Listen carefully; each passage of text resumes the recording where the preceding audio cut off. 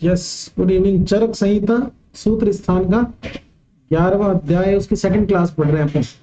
और आज अपन पढ़ेंगे चतुर्विध परीक्षा या प्रमाण। पहला प्रमाण कौन सा है? आप्तोपदेश। कौन क्या है आप्तोपदेश? देखिए, आप्त ऋषि मुनियों द्वारा कही हुई बातें जो उपदेश स्वरूप में थी और जिनको लिखा गया वो आप्तोपदेश। ठीक। रजस तमोभ्याम निर्मुक्त तपो ज्ञान बलेन ये शांति कालम अमलम ज्ञानम अव्याहतम सदा। रज तम से मुक्त है, तप और ज्ञान के बल से युक्त है, त्रिकालिक है, मतलब भूत भविष्य वर्तमान तीनों को ये देख पाते हैं, समझ पाते, बोल पाते, और जिनका ज्ञान अव्याहत है, मतलब कभी नष्ट नहीं होता। आप्त शिष्ट विबुद्ध, ऐसे लोगों को या ऐसे लोग, ऐसे वाक्य बोलने वाले सिद्ध लोगों को क्या बोला जाता है? आप्त शिष्ट या विबुद्ध। तेषाम वाक्यम असंशयम, इनके स्टेटमेंट जरा से भी डाउटफुल नहीं होते। सत्यम वक्षन्ति ते, वो हमेशा सच बोलते हैं। तस्माद असत्यम नीरजस्तम, कैसे झूठ बोलेगा कोई अगर उसमें रज और तम है ही। ठीक है, आगे बढ़े विमर्श के अंदर। आप किसको कहते हैं? लिखता है साक्षात्कृत धर्म, मतलब जिसने दुनिया का हर काम करके देख रखा, वो आप। ठीक। शिष्ट, जो कार्य अकार्य हित अहित नित्य अनित्य प्रवृत्ति निवृत्ति को जानता हो। तो शिष्ट के अंदर देखो दो लिखा हुआ आ रहा है, तो ये पेज में दो दो के टुकड़े में हर चीज कार्य अकार्य हित अहित नित्य अनित्य, दो दो के पेज में आए, वो कौन सा? शिष्ट वाला। बाकी शिष्टाचार शब्द सुना होगा आपने, क्या करना चाहिए और क्या नहीं करना चाहिए, यही शिष्टाचार है। तो शिष्ट का मतलब यही हुआ, क्या कार्य क्या अकार्य, क्या हितकर है क्या अहितकर। नेक्स्ट तीसरा विबुद्ध, मैंने कल भी कहा था जिनमें विशिष्ट बुद्धि होती है उन्हें विबुद्ध कहते हैं। ठीक है। आप तो उपदेश जो प्रमाण है ना, इसको एतिहा या आगम प्रमाण भी कहा जाता है। एतिहा या आगम प्रमाण भी इसी को कहा जाता है। प्रत्यक्ष की परिभाषा, आत्मा इंद्रिय मन और अर्थ, ज्ञान उत्पत्ति क्रम हो गया पूरा। इनके सन्निकर्ष से जो प्रवृत्ति होती है बुद्धि की, कब? व्यक्ता तदात्वे, उसी क्षण। मतलब प्रत्यक्ष हमेशा क्या होता है? लाइव। प्रत्यक्ष लाइव ही होता है। लाइव का मतलब है ये ओनली क्या है? एक काली। एक काली का मतलब ओनली वर्तमान काल में जो घटित होता है उसे ही आप प्रत्यक्ष द्वारा जान सकते। तो व्यक्ता तदात्व का अर्थ है कि उसी क्षण जो बुद्धि उत्पन्न होती है उसे क्या कहते हैं? प्रत्यक्ष सा निरुचित। ये लाइन और कहीं आती है? चरक शारीर पक्का? किसकी परिभाषा? योग की परिभाषा में भी।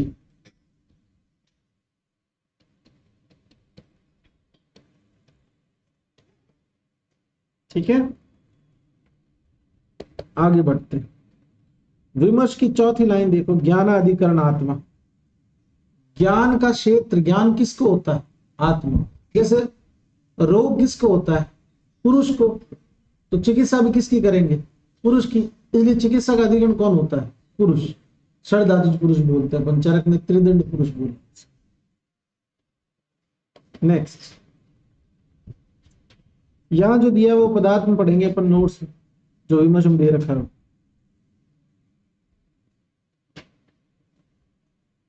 एक शब्द यहाँ दिया उस पर आप ध्यान दे सकते हो, व्यवसायत्मकम प्रत्यक्षम। ये फिल इन द ब्लैंक्स में आता है।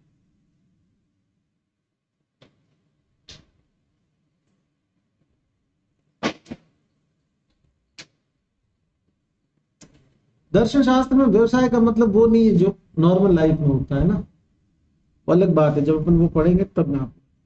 प्रत्यक्ष कितने भेद होते हैं? दो। कौन कौन से? निर्विकल्प और 7। फिर प्रत्यक्ष के भेद का एक चार्ट दिया हुआ होगा, ये देखो, निर्विकल्प के पास हम लिख दो किंचित।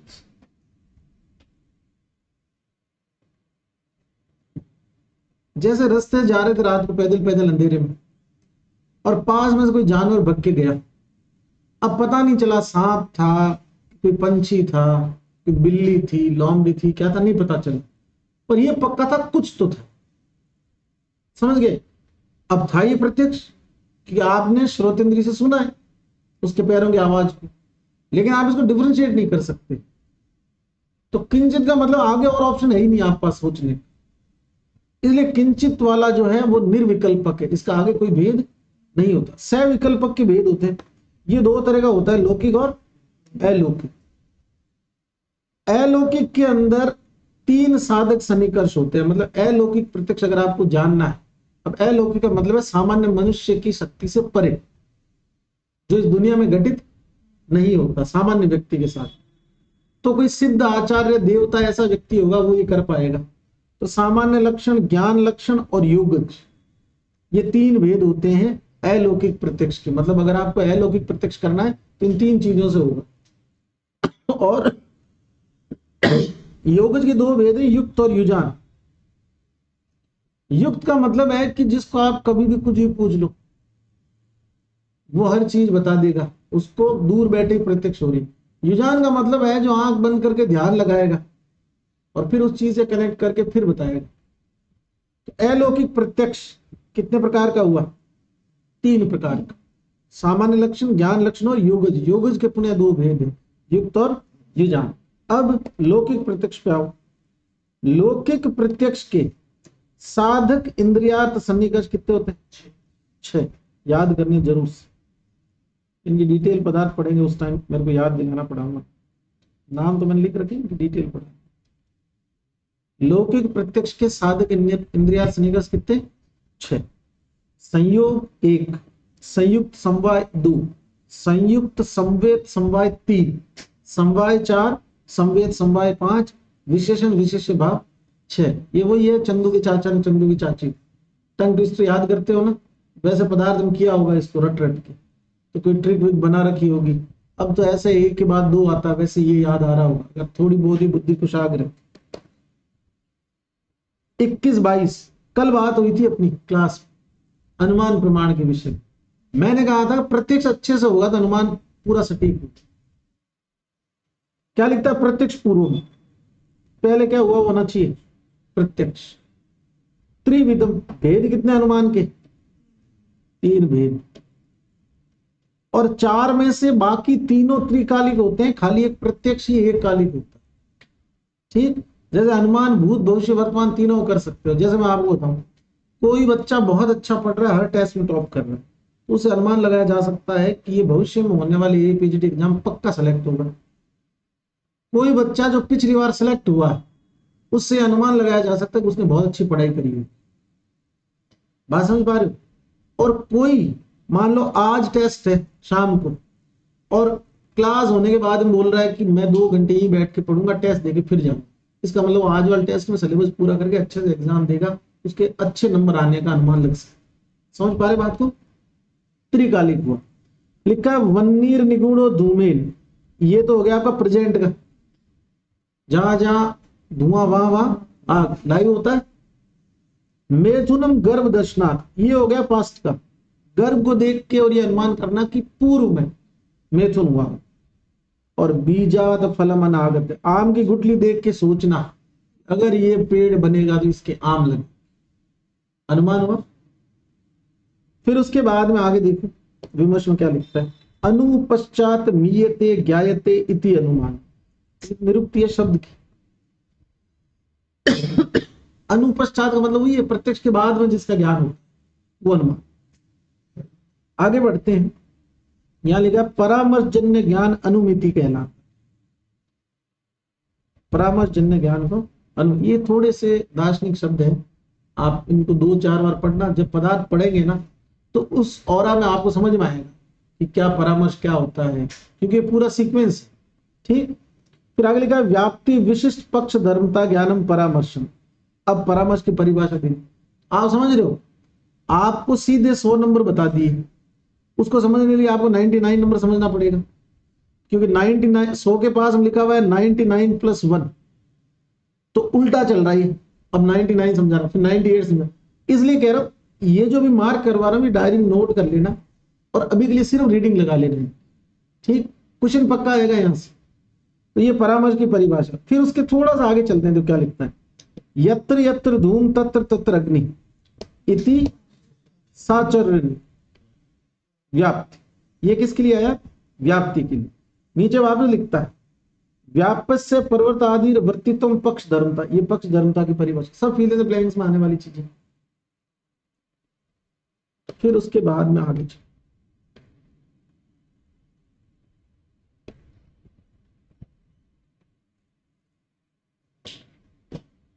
न्याय दर्शन, तर्क की परिभाषा, अनुमानम खलु तर्को युक्ति अपेक्षा से पढ़ते हो ना। अविज्ञात तत्वे अर्थे कारण उत्पत्ति तत्व ज्ञानार्थम ऊहस तर्क, ये तर्क की परिभाषा। तर्क क्या होता है, युक्ति सापेक्ष तर्क को अनुमान कहते हैं। युक्ति युक्त तर्क क्या है, अनुमान। थोड़ा सा समझा देता हूं, सुन लो। जैसे आपको अनुमान करना है किसी चीज, तो वहां आपको जुगाड़ लगानी पड़ती है, युक्ति लगानी पड़ती है। जैसे पर्वत वन्यमान है, अभी आपको प्रूव करना है, तो सारी पिक्चर आती है ना, कि जैसे किचन के अंदर भी धुआं उठता है तो वहां आग होती है, इसलिए चूंकि पर्वत पर भी धुआं उठ रहा है तो वहां पर भी आग हो, अतः पर्वतो धूम और वन्यमान, ऐसा आता है। तो आपने 4-5 फैक्टर जोड़ के और अनुमान प्रूव किया, ठीक है। नेक्स्ट, अनुमान के 2 और भेद किए जाते हैं, स्वार्थ अनुमान और परार्थ अनुमान। परार्थ अनुमान के लिए पंचावय वाक्य की आवश्यकता होती, और पंचावय वाक्य क्या है, प्रतिज्ञा, हेतु, उदाहरण, उपनयन और निगमन। डायरी में लिखने। अभी कोई एग्जाम था, उसमें आया था कि निम्न में से कौन सा बाकी सबसे भिन्न है। ऑप्शन थे प्रतिज्ञा, हेतु, उदाहरण, और एक क्या था यार जो आंसर था, मतलब प्रतीक्षा था या ऐसा कुछ था, उससे मिलता जुलता। तो प्रतीक्षा अलग हो गया ना इनसे, पंचावय वाक्यों में नहीं आता।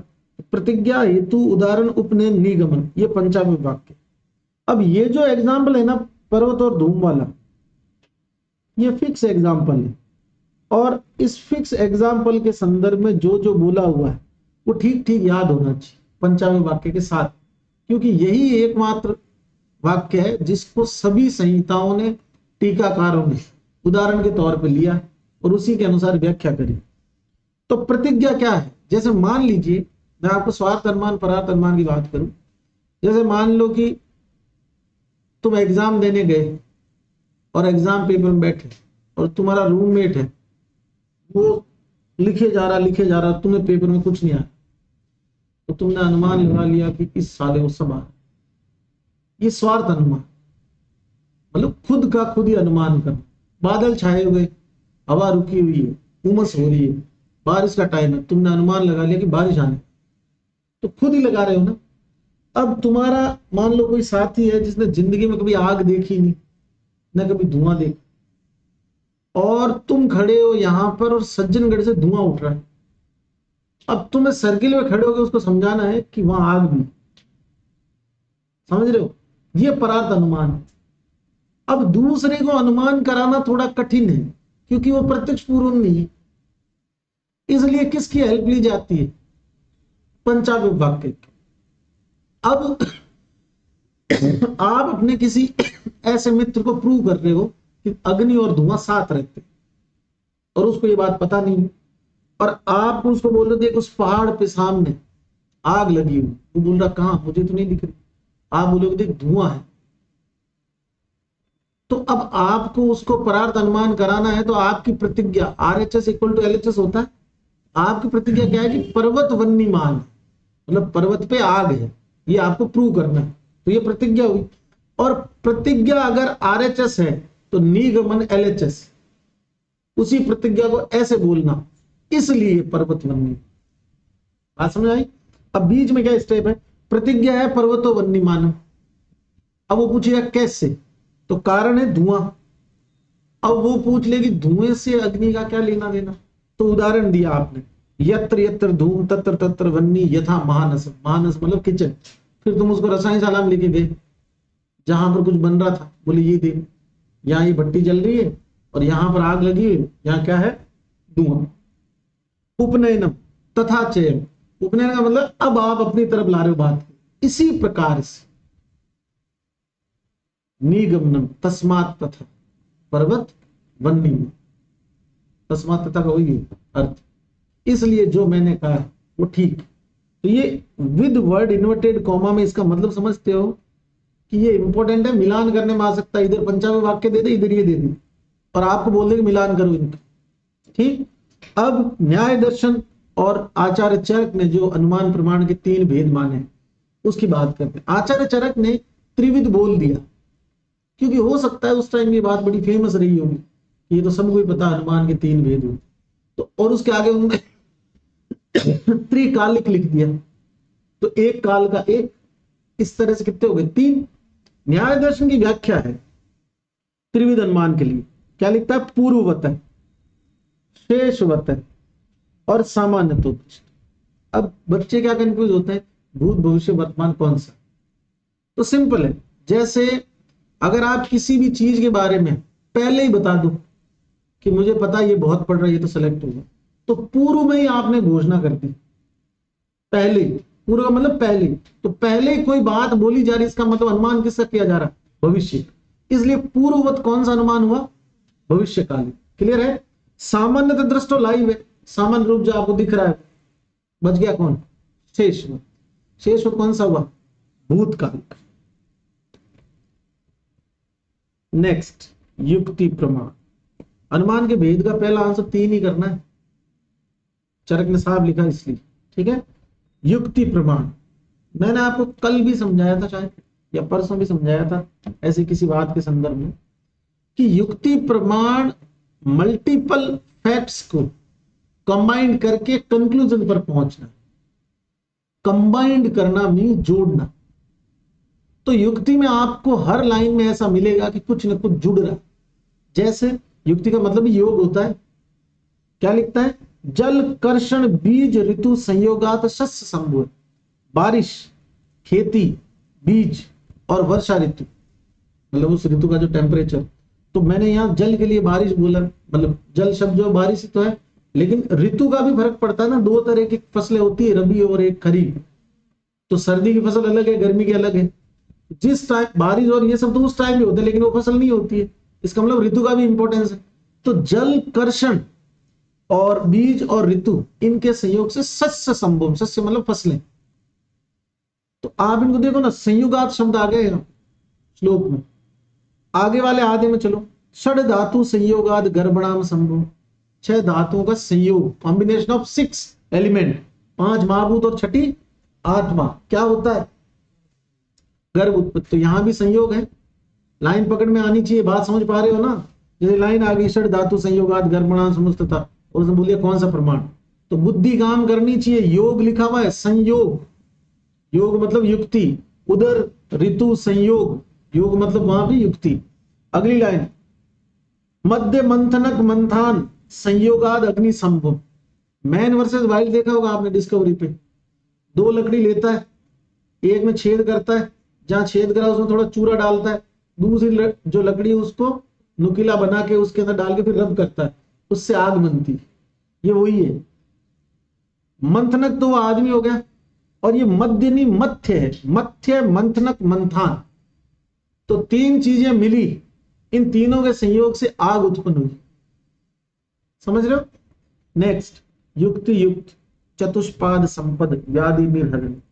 चतुष्पाद तो अपने आप में चारों का योग है, 4 चीजें एक साथ आ गई ना। अब भले योग या संयोग शब्द नहीं है इसमें, लेकिन 4 चीजों का कॉम्बो तो है, और कॉम्बिनेशन इंडिकेट करता है किसको, तो चतुष्पाद मिलेंगे तो रोग ठीक होंगे, ऐसा बोल लिखा भी था। कारणम ज्ञेयम विकार उपशांति, और शिष्य ने क्या बोला, कर्म साधन हेतु। थोड़ा थोड़ा सा ऐसे आना चाहिए जुबान पे, इतना ही आ जाता ना कारणम ज्ञेयम तो भी समझ जाए। 25वां, बुद्धि पश्यति या भगवान बहु कारण योग जान, ये देख लो, मैं इंग्लिश में कह रहा था, हिंदी में लिख रहा, ये तो बात हुई मल्टीपल फैक्टर्स का कॉम्बिनेशन, बहु कारण योग जान। और क्या होता है? तो जिस बुद्धि को उत्पन्न होने के लिए मल्टीपल फैक्टर्स का असेंबल होना जरूरी होता है, वो कौन सी होती है? युक्ति। त्रिकालिक है और इससे त्रिवर्ग की प्राप्ति होती है। त्रिवर्ग कौन? धर्म अर्थ काम। नेक्स्ट, आगे बढ़ते।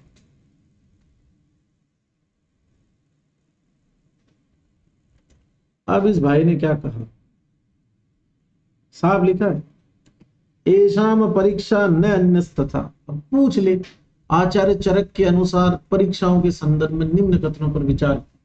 पहला कथन दे दे, परीक्षाएं केवल 4 ही होती। दूसरा कथन दे दे, इन 4 के अलावा और कोई परीक्षा नहीं होती। तीसरा दे दे, आचार्य चरक ने चतुर्विध परीक्षाओं में उपमान को नहीं माना। चौथा दे दे, युक्ति को नहीं माना। और फिर नीचे लिखे, कथम प्रथम द्वितीय तृतीय सत्य, चतुर्थ असत्य। ऐसे तो ऊपर वाले दोनों का पता होना चाहिए। मतलब मल्टीपल सेंटेंस जहां क्वेश्चन आने स्टार्ट हो जाए ना, वहां छोटी छोटी बातों को भी ध्यान में रखना पड़ता है कि हाँ भाई उसने बोला है कि इन 4 के अलावा और कोई परीक्षा नहीं होती, नहीं तो अटक जाओगे। कैसे कि यार ऐसा बोला कि नहीं बोला, ये तो बोला कि 4 होती है, पर ये बोला कि नहीं बोला कि इनके अलावा और कोई होती नहीं। क्योंकि चलो तुम बहुत जगह ऐसे भी तो बोल दे कि खुद के विवेक से और बना लेना। समझ पा रहे हो? इस अर्थ में फिर क्या लिखता है, सभी सत्य और असत्य की परीक्षा इन्हीं से होती है। और लास्ट में कह दिया, इससे ये प्रूव होता है कि पुनर्भवन होता है। मतलब इसने क्या मान लिया? पुनर्जन्म को मान लिया। इसी के ऊपर एक लाइन लिखी है, अनुमानम खलु युक्ति अपेक्ष तर्क। मिला?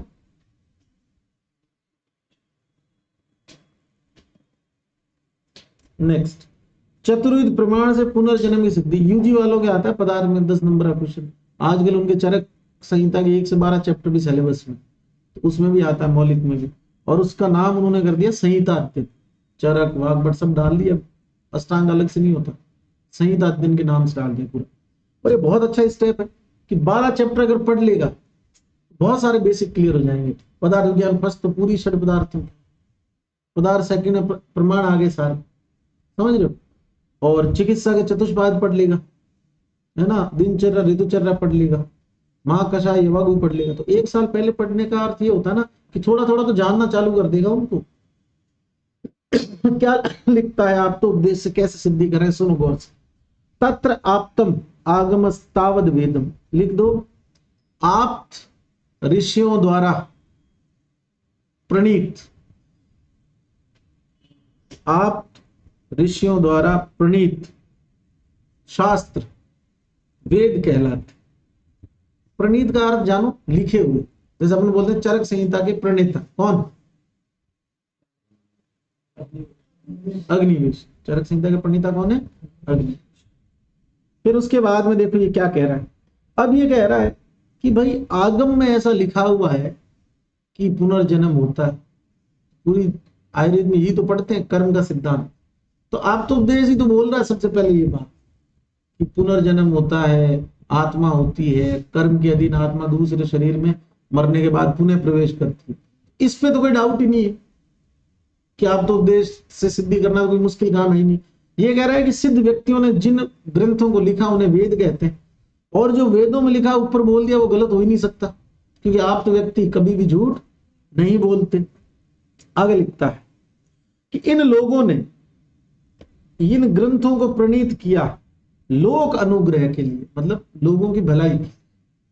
इनका कोई स्वार्थ था ही नहीं, इसलिए ये तय रहा कि ऐसा माना जा सकता है कि आप तो उपदेश में ऐसा लिखा हुआ है कि पुनर्जन्म होता। नेक्स्ट,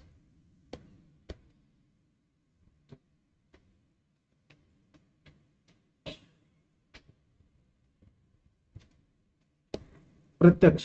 ये वही कहानी कि हरियाणा में एक बच्चा पैदा हुआ, वो कह रहा है कि एमपी के अंदर मेरा घर, टीवी पे आता है जी। तो इसने कहा कि भाई प्रत्यक्ष प्रमाण के द्वारा आप किस तरह से ये प्रूव करोगे कि पुनर्जन्म होता है कि नहीं होता। इसमें इन्होंने पहला रेफरेंस दिया कि एक ही माता पिता की 2 संतानें अलग अलग होती, शारीरिक रूप से, मानसिक रूप से, और उनका फ्यूचर भी अलग अलग होता है।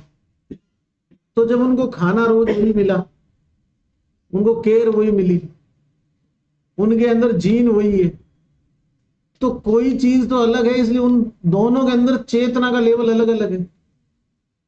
अगर तुम चेतना मानो तो पुनर्जन्म मानो। समझ पा रहे बात को? तो लिखता है मात्र पितृ तुल्य संवनाम वर्ण स्वर आकृति सत्व बुद्धि भाग्य विशेष, ये सब में क्या होते हैं? अलग अलग। फिर उसके बाद में आगे लिखता है आयुषो वेश में, एक ही माता पिता की संतानों की एज अलग अलग होती, ठीक। फिर उसके बाद में आगे लिखता है कर्म सदृश फल विशेष, जो अच्छे काम करता है उसके साथ अच्छा होता है, जो बुरे काम करता है उसके साथ बुरा होता है। समझ लो कर्म है, अगर कर्म है तो पुनर्जन्म भी, ठीक।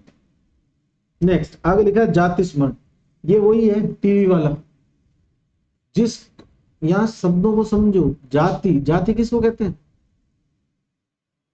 जाति किसको कहते हैं? जाति किसको कहते हैं? तो कदों आयुर्वेद में जन्म को, तो जिसको जन्म का याद है, कौन से जन्म का? पिछले जन्म का, इसलिए वो जाति स्मर हुआ।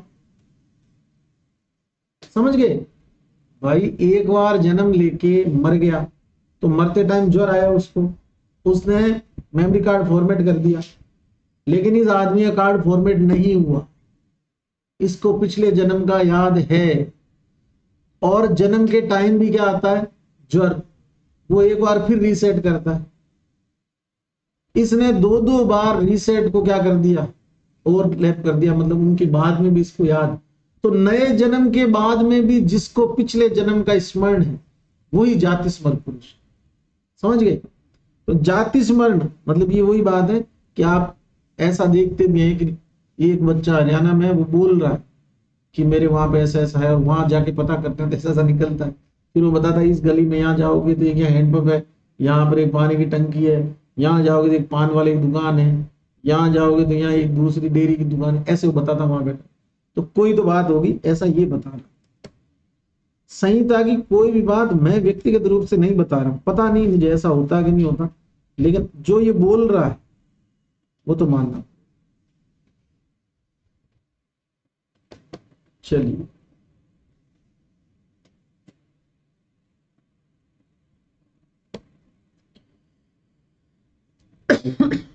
अब कहता है स्वकृतम अपरिहार्यम अविनाशी पौरुदेहिकम देव संगम। एक दिन पूछा था सालों क्लास में, किसी को आया नहीं था। खुद के किए हुए, अपरिहार्य मतलब जिनको टाला नहीं जा सका, अविनाशी मतलब जिनको नष्ट नहीं किया जा सका, पौरुदेहिकम मतलब पिछली देव, देव संगम उनको देव कर्म के। और ये अनुबंधी कर्म है। अनुबंधी का मतलब क्या? जो आपका पीछा नहीं छोड़ते, आपके नाम के साथ में आपके आत्मा के आधार कार्ड से जुड़े रहते हैं कि मर के फिर आएगा, तो जो कर्म बचे हुए उनको तो भोगना। ठीक है? फिर उसके बाद आगे लिखता है इसी के संदर्भ में, फलाद बीजम अनुमीयते फलम च बीज। अब ध्यान से सुनना, ये लाइन आ जाए तो वैसे तो इसमें नहीं कर रखा ना कौन सा मतलब वो प्रमाण का अनुमान का कौन सा भेद है, तो ये दोनों ही भेद है यहाँ पे। फल से बीज का और बीज से फल का अनुमान किया जाए। फल से बीज का, मान लो तरबूज है, अब अंदर वाले बीज नहीं दिख रहे, पूरा गोला है, फोड़ा हुआ नहीं है, तो तुम्हें पता है ना बीज निकलेंगे छोटे छोटे से, क्योंकि प्रत्यक्ष पूर्व में। तो तुमने क्या कर दिया? पूर्ववत, भविष्यकाली, है ना। और मान लो कि तरबूज के छिलके पड़े, बीज नहीं है, किसने खा के फेंक दिया कचरे, तो तुम्हें पता था जब इसको फोड़ा होगा तो इसमें क्या निकले होंगे? बीज। तो दोनों ही तरह, तो ये भी अनुमान प्रमाण के साथ। इस तरह से ये कह रहा है कि अनुमान प्रमाण प्रूव होता है। कैसे हुआ? समझ में आया? कि आपके जो कर्म है ना वो आपका पीछा नहीं छोड़ रहे ना। जैसे इस दुनिया में बहुत से ऐसे लोग हैं जो बहुत खोटे काम करते हैं, लेकिन उनके साथ में सब अच्छे ही अच्छा होता है। और बहुत से लोग ऐसे हैं जो बेचारे जिसने चींटी भी नहीं मारी, लेकिन उसके साथ बुरा बुरा हो रहा है। और इस दुनिया के हर आदमी को ऐसा लगता है कि ऐसा व्यक्ति मैं ही हूं, जो हमेशा बहुत अच्छे काम करता, पर मेरे साथ हमेशा क्या होता है? बुरा ही बुरा। मैं मन का बहुत साफ हूं, लेकिन मेरे को जो मिलते हैं सब हरामी मिलते हैं, ऐसा लगता है। और इसी का फायदा उठाते हैं कौन? हाथ देखने वाले। 5-6 लाइनें उनकी। पहला, आपको गुस्सा बहुत आता है। हाँ, फिर उसके बाद में वो बोलता है लेकिन फिर भी आप किसी का बुरा नहीं करते। अब खुद को बुरा कौन कहेगा? किसी तटस्थ व्यक्ति को बेटा वो बोल देगा एक नंबर का हरामी, बुरा क्या नहीं करता, इसके हाथ में है नहीं वरना सब बुरा करते। फिर वो बोलेगा आप हमेशा दूसरों का अच्छा सोचते हैं पर आपके बारे में कोई नहीं सोचता। आपके साथ 1-2 बार बहुत बड़े बड़े विश्वासघात हुए हैं। अब अगर 30 साल का आदमी है तो 1-2 ठोकर तो खाई होगी।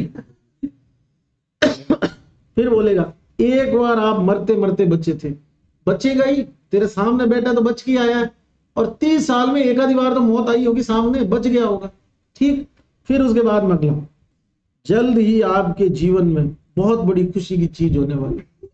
कुछ तो होगा, फिर कुछ तो होगा ना, गाड़ी लेगा, शादी होगी, बहन की शादी, जो उसका ड्रीम प्रोजेक्ट है जिस पे वो काम कर रहा है, कुछ तो होगा ना उसके जीवन में जिसके लिए वो आदमी भाग रहा है। तो ये सारी फिक्स लाइन है, समझ पा रहे हो? तो इस अर्थ में ये बोल दिया। अब ये कह रहा है कि जो कर्म है ना उनके अनुसार अगर फल दुनिया के अंदर है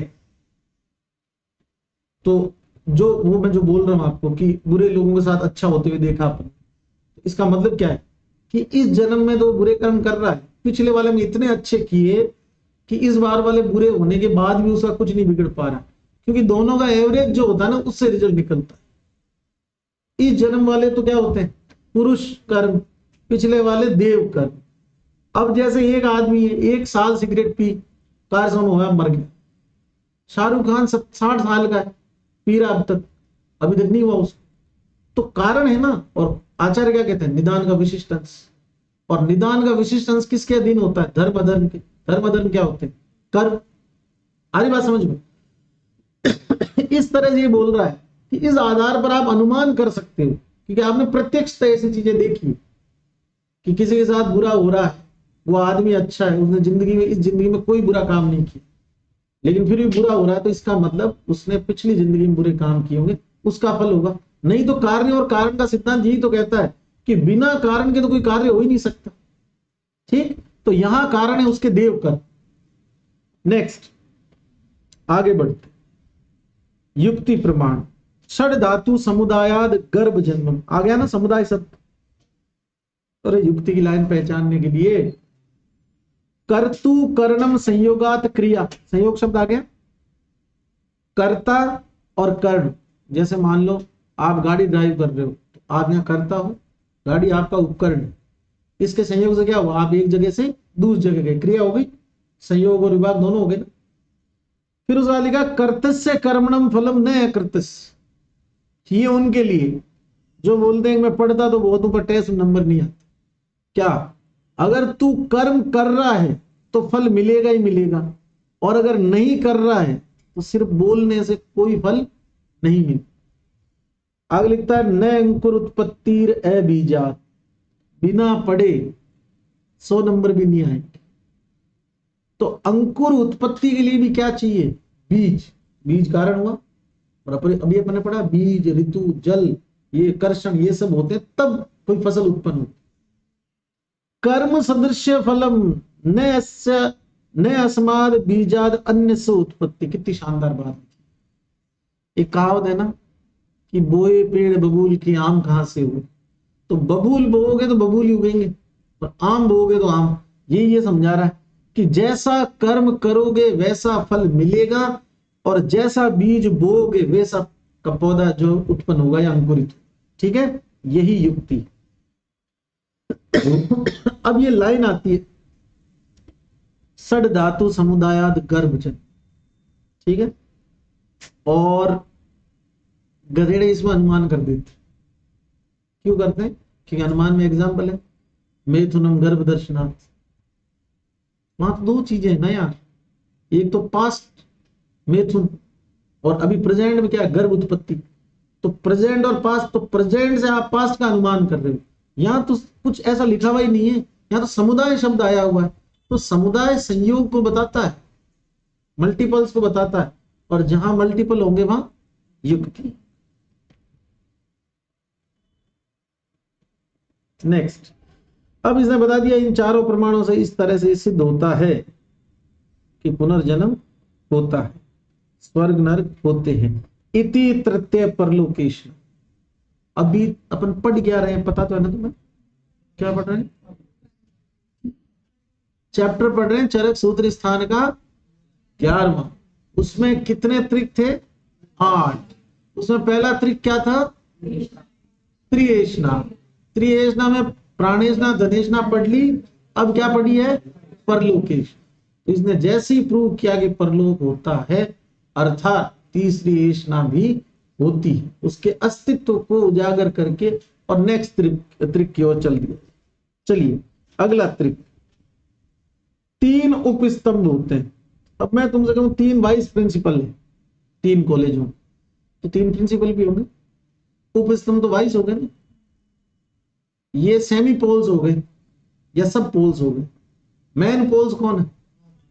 वात पित्त। इसलिए काश्यप ने इनको क्या कहा?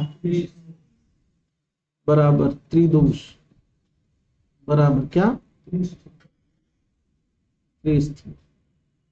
स्थूल का मतलब स्तंभ भी होता है, तो 3 स्थूल कह दो 3 स्तंभ कह दो, ये तो वात पित्त कफ है। 3 उप स्तंभ क्या है? 3 बल क्या है? 3 आयतन क्या है? 3 रोग कौन से? 3 रोग मार्ग कौन से? 3 वैद्य कौन से और 3 औषध कौन सी? ये 7 त्रिक अब अपन पढ़ेंगे। पहला त्रिउप स्तंभ, आहार स्वप्नो ब्रह्मचर्य। ध्यान देना, चरक बराबर स्वप्न और वाग्भट अंकल, वाग्भट ने 2 चेंज किए हैं, निद्रा और अब्रह्मचर्य। ये भी पूछा हुआ है और ये दोनों ऑप्शन में थे स्वप्न और निद्रा। अब उसने पूछा चरक से। अब उस टाइम पर बच्चे के पास 2 ऑप्शन है, या तो टीचर को गालियां दे कि अलग अलग नहीं बताया, या फिर एग्जामिनर को गाली दे बोले निद्रा और सपन तो एक ही होते हैं ना। लेकिन ये डिपेंड करता है पेपर बनाने वाले पे कि वो इस स्वप्न को ड्रीम समझ रहा हो, क्या पता। ये भी हो सकता है, हालांकि ये है नहीं अर्थ उसका, पर वो समझ रहा है और आज तक गलत ही समझता है, इसीलिए तो अलग अलग पूछा हो। अगर उसको स्वप्न ही निद्रा पता होता तो नहीं पूछता। तो चरक आहार स्वप्न ब्रह्मचर्य, वाग्भट आहार निद्रा अब्रह्मचर्य।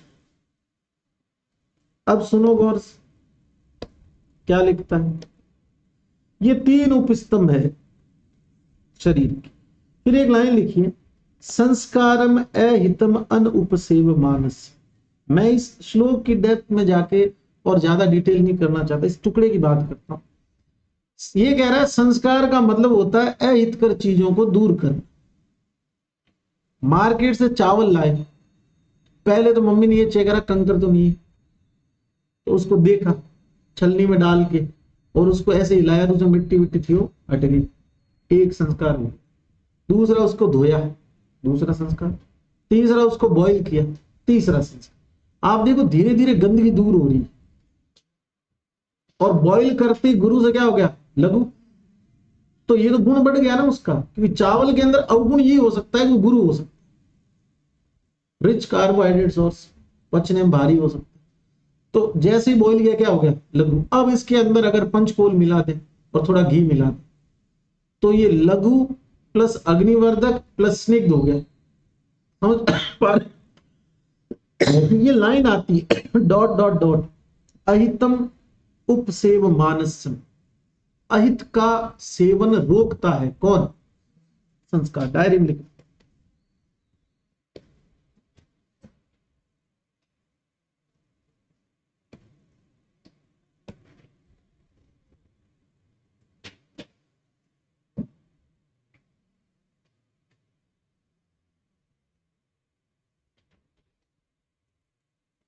नेक्स्ट कुछ रह जाए तो याद दिला देना।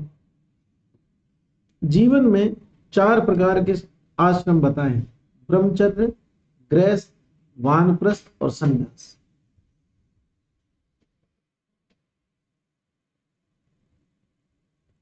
4 आश्रम।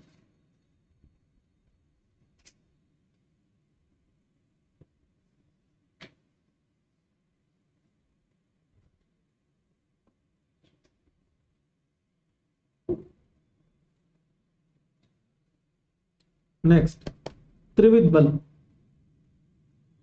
आप सब ने इम्यूनिटी का नाम सुना होगा, है ना। इम्यूनिटी होती है एक तो नेचुरल, इसको इननेट बोलते हो आप, है ना, जो इनबिल्ट, तो उसको आयुर्वेद में सहज बल कहते हैं। सहज का मतलब कॉन्जेनाइटली होता है, पैदाइशी आपके अंदर जो रोग प्रतिरोधक क्षमता होती है वो सहज बल। तो कहता है सहज बल का एक भेद। दूसरा कालज, 6 ऋतुओं में बताया था मैंने, शिशिर में अग्रे, हेमंत में अंत्य, बेस्ट सर्वाधिक बल, बसंत शरद में मध्यम, और ग्रीष्म और वर्षा, तो ग्रीष्म के तो अंत में और वर्षा के अग्र में मिनिमम बल। तो काल के अनुसार बल होता है। इसको दूसरे तरीके से भी सोचो, बालक और वृद्ध दुर्बल होते हैं, युवा अवस्था जो होती है बलवान होती है। काल तो दोनों तरह का होता है ना, नित्य गौरावस्थिक। फिर उसके बाद युक्तिकृत। अब आते हैं अपनी वाली चीज पे, जो डॉक्टर का काम है। पूरी की पूरी स्वस्थ व्रत, मतलब दिनचर्या, ऋतुचर्या, ये सब कुछ क्या करते हैं, आपके बल को बढ़ाने के उपाय करते हैं, आपकी अग्नि को बैलेंस रखते हैं। तो वो सारी चीज, वो सारा जुगाड़, बेसिकली वो सारा आहार विहार जो आपके बल वृद्धि में हेल्प करता है, आपको हेल्दी रखने में हेल्प करता है, वो कौन सा हुआ, युक्तिक। आई बात समझिए, पढ़ रहे हैं ध्यान देना। सहजम शरीर सत्व्यो प्राकृतम, प्राकृत मतलब नेचुरल, तो नेचुरली शरीर का जो बल होता है वो क्या, सहज। काल कृतम ऋतु विभागजम, कौन सा, कालज, प्लस क्या लिख दिया, वय कृतम छे, वही बालक वृद्ध और मध्यम अवस्था। आगे लिखता है युक्ति कृतम पुनः आहार चेष्टा योगजम, आहार और विहार के कॉम्बिनेशन से, देखो युक्ति है तो कॉम्बिनेशन है, आहार और विहार के कॉम्बिनेशन से जो आपको बल मिलता है, चेष्टा विहार ही होता है, वो क्या है, युक्तिकृत। ठीक है, क्वेश्चन आ जाता है ऐसे, पुनस्तद आहार आचार चेष्टा योगजम किसके लिए का। ऑप्शन अगर ऐसे दे देगा सहज काले युक्तिकृत, तो युक्तिकृत कर दोगे। ऑप्शन दे दिया बल वर्ण स्वर बुद्धि, तो फिर सोचना पड़ जाएगा, क्योंकि अगरबत्ती वहां तक जाएगी नहीं कि बल से था क्या ही। समझ पा रहे बात को। नेक्स्ट, 3 हेतु रोगों के, सबको पता है क्या, कालार्थ कर्मणा हीन मिथ्याति मात्र के भाग से पढ़। त्रीणि आयतनानि अर्थानाम कर्माणाम कालस्य अति योग अयोग मिथ्या। चरक क्या बोलते हैं, अयोग,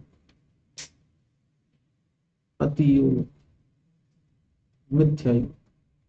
वाग्भटी बोलता है कि पूरा अयोग तो क्या ही होता होगा, हीन योग, बाकी दोनों सेम। ठीक है, अर्थों का अयोग अतियोग मिथ्या योग क्या कहलाता है, असात्म इंद्रियार्थ संयोग। कर्मों का अयोग अतियोग मिथ्या योग क्या कहलाता है, प्रज्ञा अपराध। यही तो 3 कारण होते हैं रोगों के, असात्म इंद्रिया संयोग, प्रज्ञा अपराध और परिणाम मतलब काल। ठीक, अब इसके अंदर ऐसा कुछ भी नहीं है जो समझ नहीं आए या फिर जो एग्जाम में आ जाए तो तुम कर नहीं पाओ। एक एग्जाम्पल लेता हूं, कोई व्यक्ति रसों का बहुत ज्यादा सेवन कर, इसका मतलब रसेंद्रिय के अर्थ का अतियोग कर रहा है। एक व्यक्ति बिल्कुल रस सेवन कर ही नहीं रहा, अयोग हुआ। और एक व्यक्ति विरुद्ध रसों का सेवन कर रहा है, तो क्या हो गया, मिथ्या। समझ पा रहे हो। अब इस कॉन्टेक्स्ट में अपन आगे चलेंगे, क्योंकि ये एक रसेंद्रिय वाला ही अपने ज्यादा इंपॉर्टेंट और काम का। दूसरा, जैसे मैं आपको बताऊं, श्रोत इंद्रिय, आप नॉइस पॉल्यूशन में रहते हैं, अतियोग। आपको कोई आवाज सुने हुए 10 दिन हो गए, अयोग। और आपको कोई गालियां दे रहा है और आप सुन रहे, मिथ्या। इस तरह से तो हो गया इंद्रियों के अर्थों का अयोग अतियोग मिथ्या। समझ गए। अब आते हैं कर्मों। कर्म में अयोग अतियोग मिथ्या योग प्रज्ञा अपराध करें। ठीक, और काल का अयोग अतियोग मिथ्या योग, वही ठंड के टाइम ज्यादा ठंड पड़ रही है, अतियोग है। ठंड के टाइम पर बिल्कुल ठंड नहीं पड़ रही है, अयोग है। ठंड के टाइम बारिश हो रही है, मिथ्या योग। ठीक, ये सब कॉमन चीजें वैसी वाली जो पढ़ाने लायक नहीं है। अब मैं आता हूं सिर्फ रसेंद्रिय के मिथ्या योग। मैंने आपको कहा था विरुद्ध आहार खा रहा है तो क्या है? मिथ्या योग है रसेंद्रिय। आप लोगों को विमान स्थान के पहले अध्याय में अष्टविध आहार विधि विशेषायतन पढ़ाऊंगा। अष्टविध आहार विधि विशेषायतन का अर्थ होता है खाना खाने से पहले उस खाने के बारे में सोच। जैसे शुरू कहां से होता है? प्रकृति, फिर करण, फिर संयोग। अब सुनना, संयोग आ गया ना? इसका मतलब विरुद्ध भोजन संयोग के हिसाब से ही नहीं है। संयोग सही कहा। तो प्रकृति का मतलब समझो, जैसे आपकी वातिक प्रकृति और तुम यव खा रहे हो तो मिथ्या योग है। दूसरा करण, तुम्हारी वातिक मान लीजिए तुम्हारी कफज प्रकृति और तुम विलेश जानवरों की मज्जा के अंदर भुन के खा रहे हो कुछ, आपने साधन गलत काम में ले लिया, उसको संस्कारित करना। तीसरा संयोग दूध और मछली। जब इन 8 आहार विधि विशेषायतनों को पढ़ते हैं ना, तो इसमें एक राशि है, अमाउंट ऑफ फूड, कि थाली में जो पड़ा है वो मेरे लिए ज्यादा तो नहीं है, वो मेरे लिए कम तो नहीं है। इसलिए राशि के वहां 2 भेद किए, सर्वग्रह और परिग्रह, ठीक है। फिर वहां मात्रा की बात करें तो अति मात्रा और अमात्रा 2 भेद आ जाते हैं। अति मात्रा मतलब ज्यादा, अमात्रा मतलब कम। अब राशि की मात्रा ज्यादा या कम होना, ये तो अपन ने रसेंद्रिय के अयोग और अतियोग में पढ़ लिया ना। राशि का ज्यादा या कम होना, ये तो अयोग और अतियोग है रसेंद्रिय का। भाई अयोग अतियोग हुआ ना रसेंद्रिय का, तो अब इसको आप मिथ्या योग में कंसिडर नहीं कर सकते। लेकिन ऐसा एकदम एक्यूरेट कॉम्बो अष्टविध आहार विधि विशेषायतन के अलावा कोई है ही नहीं जो रसेंद्रिय के मिथ्या योग को समझा सके, क्योंकि उसमें सारी फैक्टर। तो चरक ने इसका एक इलाज निकाला कि भाई अष्टविध आहार विधि विशेषायतन में जो 8 चीजें हैं उसमें से ये राशि के अलावा बाकी 7 चीजों के उल्टी चीजें खाना, उन 7 नियमों का पालन नहीं करके और उन नियमों को दरकिनार करके और अगर आप भोजन कर रहे हैं, रस ग्रहण कर रहे हैं, तो वो रसेंद्रिय का क्या होगा? मिथ्या। बात समझ भाई? पढ़ रहा हूं, सुनना। मिथ्या योग, रसेंद्रिय का मिथ्या योग क्या? राशि वर्जेशु आहार विधि विशेषायतनेषु उपदिक्ष। मिला? लिखो, लाइन लिखो। रसेंद्रिय का मिथ्या योग बराबर रसेंद्रिय का मिथ्या योग बराबर अष्टविध आहार विधि विशेषायतन का पालन नहीं करना।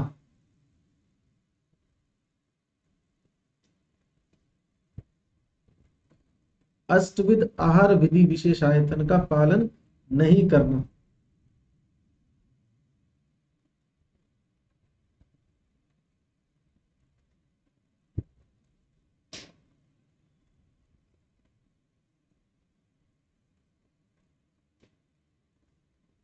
क्या कहलाता है?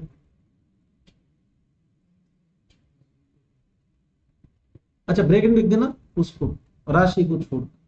रसेंद्रिय का मिथ्या योग बराबर अष्टविध आहार विधि विशेषायतन का पालन नहीं करना, राशि को छोड़। तो बेसिकली 7 ही हुए, लेकिन नाम तो अष्टविध आहार विधि विशेषायतन है ना। वो ये पूछेगा कि किसको छोड़कर, इसको छोड़कर राशि को छोड़। आओ अब स्पर्श इंद्रिय की बात करते हैं। प्रधान इंद्रिय कौन सी? चक्षु या दृक। और सर्वव्यापी इंद्रिय कौन सी? स्पर्श। शरीर का ऐसा कोई हिस्सा नहीं है जहां स्किन नहीं, समझ रहे हो? तो पूरे शरीर में फैली हुई होगी, वो सर्वव्यापी होगी। एक इंद्रिय और है जो इसी तरह शरीर में फैली हुई, कौन सी? मन। लेकिन वो भागते भागते फैली हुई है। जैसे फैन घूम रहा है ना, इसने इस पूरे एरिया के अंदर ये इसका ये क्या है? व्यापक तो, लेकिन फास्ट घूम रहा है तो अपन ये नहीं कह सकते कि अभी यहां था अब यहां नहीं है, अब यहां था, अब उस आपको पूरा ही मानना पड़ेगा कि आपको जहां भी टच होगा ज्ञान होगा। समझ पा रहे हो? तो मैं ये कह सकता हूं कि मन और स्पर्श इंद्रिय हमेशा साथ ही रहते हैं शरीर। मन कहीं भी रहेगा, स्पर्श इंद्रिय के साथ ही तो रहेगा।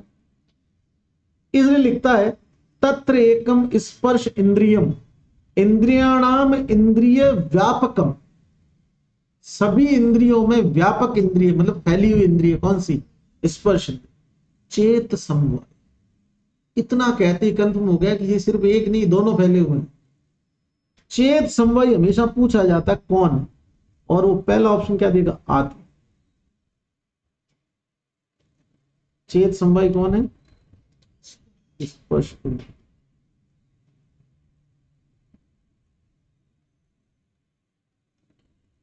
नेक्स्ट, पंचविध इंद्रियों के त्रिविध विकल्प होते हैं और इसको असाध्य इंद्रिया संयोग कहते हैं। सही तो है। 5 इंद्रियों के बुरे वाले ऑप्शन क्या हो सकते हैं? 3। अच्छा तो ओनली एक संयोग होता है, उससे तो रोग होता ही नहीं। तो 5 × 3 इज इक्वल टू असाध्य इंद्रिया संयोग, ऐसा मैं बोल सकता हूं ना। 5 इंद्रियों के 3 विकल्प। फिर आगे लिखा है सातवें तो उपशय। लिख दो उपशय बराबर रोग सातम, व्याधि सातम।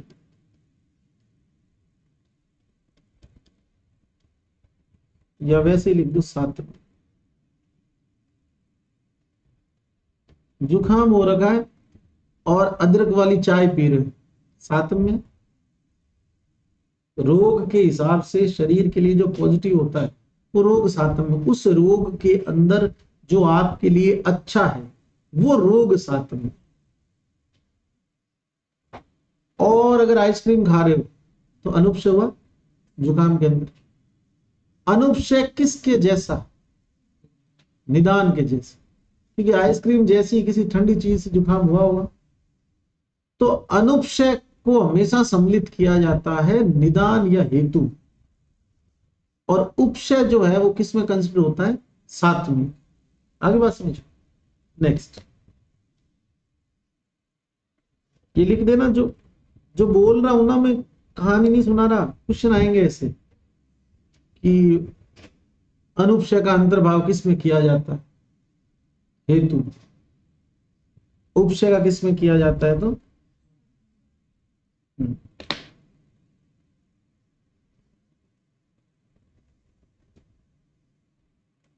नेक्स्ट,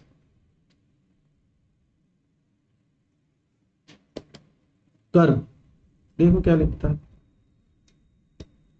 कर्म वाक मन शरीर प्रवृत्ति, वाचिक कायिक और हाँ। जो लिखा है इनके संदर्भ में कि जैसे वाक मन शरीर अति प्रवृत्ति अति योग, इन तीनों का अति प्रवृत्ति अति योग हो गया, अप्रवृत्ति अयोग, और इनका इम्प्रॉपर यूज मिथ्या योग। जैसे लिखता है, फिर आगे लिखता है सर्वस्व अप्रवृत्ति अयोग, इनका यूज नहीं लेना है योग। वेग धारण विषम स्खलन गमन पतन अंग प्राणिदान अंग प्रदूषण प्रहार मर्दन प्राण उपरोध संक्लेशन आदि शरीर मिथ्या योग। जो चीजें शरीर के साथ नहीं होनी चाहिए वो हो रही है, शरीर का मिथ्या योग मतलब कायिक। फिर जो शब्दों से नहीं बोलने योग्य बात है, किसी को गाली देना, कलह प्रिय, झूठ बोलना, चुगली करना, तो सूचकम अनर्थम अकालम कलह प्रिय, ऐसे सारी बातें, परुष वचन, ये सब क्या है? वाक का मिथ्या योग। भय शोक क्रोध लोभ मोह, ये सब मानस भाव है, तो ये सब क्या हुए? मन के मिथ्या योग हुए कर्मों में। इस पूरे के पूरे सिस्टम को क्या बोलोगे? प्रज्ञा। ये तो हुआ शरीर से, मन से और वाणी से। अयोग अति योग मिथ्या योग इज कॉल्ड प्रज्ञा।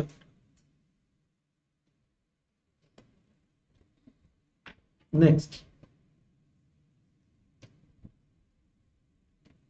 ऊपर लिखता है इति त्रिविधम विकल्पम त्रिविधम एवं कर्म प्रज्ञा अपराधम इति विषय। ये 3x3 मतलब क्या, कायिक वाचिक और मानसिक, ये तीन तीन ऑप्शन क्या कहलाते हैं, प्रज्ञा अपराध। अब मुझे पता था गड़बड़ करोगे, तो ऐसे याद रखना गणित की तरह, 5x3 आए तो सात मिल गया सहयोग, और 3x3 आए तो प्रज्ञा। अब गड़बड़ नहीं होगी। और जब तुम्हें पढ़ाता हूं ना, तब तुम्हें बोलता हूं कि गड़बड़ करोगे, तुम्हें लगता है क्या मैं गड़बड़ कर सकता हूँ, कैसी बात कर रहे हो आप, लेकिन करोगे, क्योंकि अभी तो पार्टी शुरू हुई है। आगे देखो विमर्श में, धी धरती स्मृति विभ्रंशम कर्म यत करुते शुभम प्रज्ञा अपराधम तम विद्यादम सर्वदोष प्रकोपण। मिला, धी धृति और स्मृति तीनों प्रकार की बुद्धि भ्रष्ट हो जाना, फिर जो काम करेगा वो सब क्या करेगा, प्रज्ञा अपराध। और प्रज्ञा अपराध सर्वदोष प्रकोपक है, मतलब मानसिक रूप से करो, शारीरिक रूप से करो, चाहे वाचिक रूप से करो, तीनों दोष कुपित होते हैं। और ये वही बात है, गिल्ट कह दो या पछतावा कह दो कि किसी का बुरा कर दिया आपने खुद के फायदे के लिए, तो एक इनर जो पीस है ना वो डिस्टर्ब हो जाती, और इनर पीस डिस्टर्ब होती तो रोटी नहीं भाती, सिर दुखने लगता। तो मानस रोगों ने क्या कर दिया, शरीर को परेशान। शारीरिक मानसिक दोनों दोष कुपित होने का मतलब क्या है, सर्व दोष कुपित। समझ गए? तुम्हारे होता है क्या ऐसा, किसी को बुरा कर दिया तो फिर रोटी नहीं भा रही तुम, उस दिन तो डट के खाएंगे, आज तो मैं कर आया काम। काल का तुम्हें बता दिया यार, इसको क्या ही पढ़ाऊंगा, बस ये याद रखने जैसा है, काल है पुनः परिणाम उच्चते। ये किसका कथन है, चरक अंकल का है।